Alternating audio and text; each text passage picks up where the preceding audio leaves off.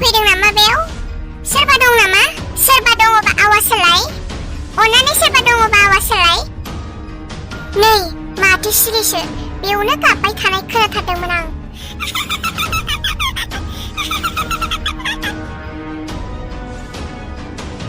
जानला मोनला दा ओंखारलाबाय, बोथोरा साखनद्रानिबो सोलिगासिनो दं दासान्दि।